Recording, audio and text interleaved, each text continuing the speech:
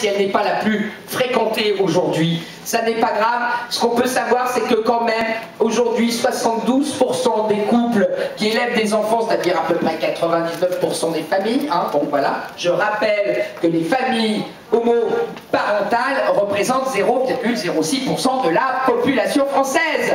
C'est 10 000 couples en France qui élèvent des enfants. Est-ce que c'est pour ça qu'on change la filiation humaine? Je vous le demande. Non, c'est bien qu'il y a effectivement une idéologie qui se met en place et que c'est au nom d'un pseudo-égalitarisme, de cette non-discrimination qui devient aujourd'hui la norme supranationale et qui écrase toutes les autres, cette non-discrimination, elle va faire en sorte que vous-même demain, vous ne soyez plus les maîtres de votre propre destin. Et ça, c'est une honte. Après le communisme, maintenant, on a le genderisme. Et ça, on ne peut pas laisser, d'ailleurs, le même organe est en train d'être le vecteur de cette propagande, c'est toujours le monde. Absolument. Alors je vous appelle à une chose, mesdames et messieurs, aujourd'hui, et encore après ce que vient de nous sortir monsieur Pierre Berger, ce très grand financier qui impose avec son fric... Ah, non, où est-ce que... Voilà. Non mais attendez, quand je repense que François Hollande nous a dit qu'il était l'ennemi de la finance, et qu'il est aujourd'hui en train d'imposer à la France une loi portée par cet homme, Pierre Berger, qui a sans doute fait des choses très bien par ailleurs avec Yves Saint-Laurent, il n'a qu'à s'occuper de la mode, qu'est-ce que vous voulez que je vous dise? Et qu'il a financé la lutte contre le sida, c'est très bien, mais derrière la lutte contre le sida, évidemment, il y a l'idéologie du genre et il y a l'idéologie de la disparition de l'altérité sexuelle et de la fondation naturelle de notre anthropologie.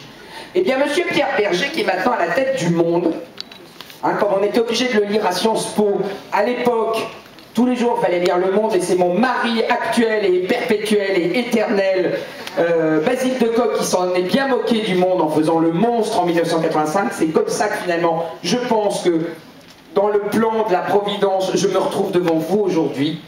Basile s'est moqué du Monde. Eh bien nous allons nous aussi nous moquer du Monde de monsieur Berger et nous allons boycotter, demander à tout le monde de ne plus acheter ce journal. C'est terminé. C'est terminé la propagande.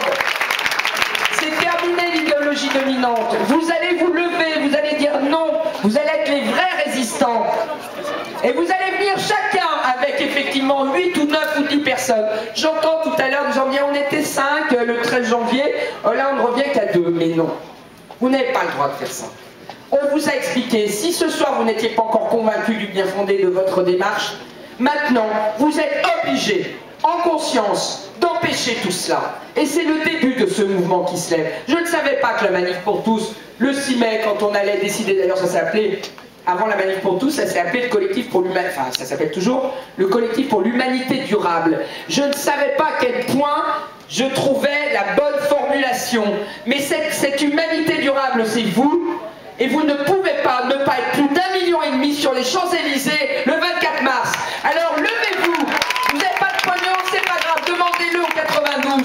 On a mis en place des pots aujourd'hui, la solidarité, la fraternité pour la croissance, elle est dans la Manif pour tous. Vous n'avez pas assez de fric, vous passez un coup de fil à Paris et vous le demandez. Mais vous devez tous être à 10 personnes chacun à Paris, sinon on n'y arrivera pas, je vous assure. Et c'est trop grave aujourd'hui ce qui est en train de se passer. Vous les anciens qui êtes là, vous qui avez construit toute votre vie sur ces valeurs et sur cette vérité, vous ne pouvez pas ne pas dire à tous ceux qui vous entourent que si eux ne peuvent pas y aller, ils appellent à Paris des gens qui devront être sur les Champs-Élysées. Vous ne pourrez pas vous déplacer, vous envoyez des gens qui sont à Paris et vous les forcez jusqu'à leur casser les oreilles et les pieds pour que eux aillent avec leurs pieds dire non sur les Champs-Élysées. C'est pas possible de laisser passer ça comme ça. C'est un engagement vital, c'est un engagement véritablement extrêmement important. Pourquoi? Parce que la France, c'est la patrie des droits de l'homme.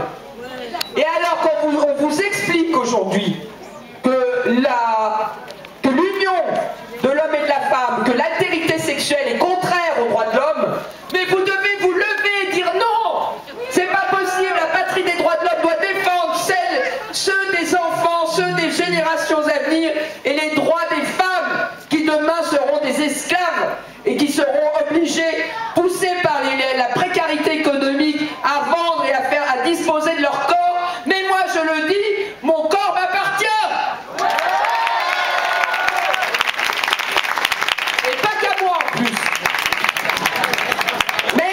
Il est invendable.